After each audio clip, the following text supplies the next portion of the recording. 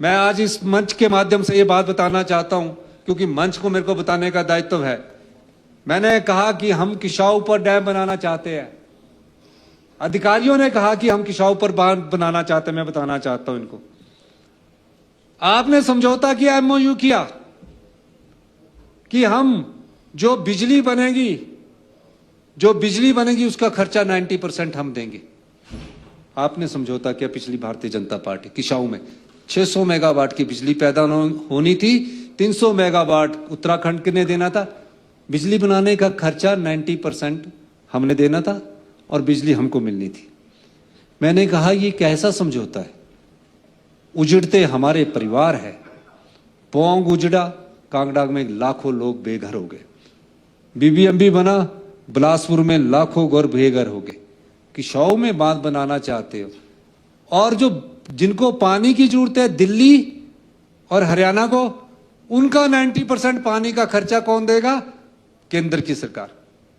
अधिकारियों ने कहा कि हम एससीए के लोन लेते। मैंने उसी मीटिंग में हमारे अधिकारियों के स्तर पर जो बात हुई, मैंने वहीं टोक दिया कि हम किसाऊ बांध नहीं बनना देंगे।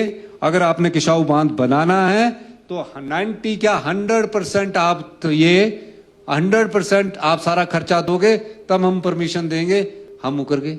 उसके बाद उत्तराखंड ने भी हमारी लाइन पकड़ी, कहा जो हिमाचल करेगा वो तय करेगा।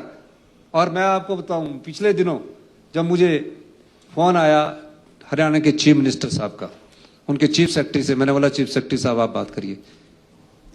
मैंने उनसे कहा, मैं हक की बात कर रहा हूं, संसाधन जुटाने की, कि चीफ सेक्रेटरी साहब उन्हें बोलिए कि कल सुप्रीम कोर्ट में सितंबर में हमारा फैसला आने वाला है। आप वहां एफिडेविट दीजिए कि बीबीएमबी के एरियर में जो हरियाणा और पंजाब सरकार अड़चन डाल रही है, उस एरियर में अगर हरियाणा सरकार ये एफिडेविट देती है कि हमें कोई अड़चन नहीं है, तो हम किसाऊ बांध पर अगली बात करेंगे।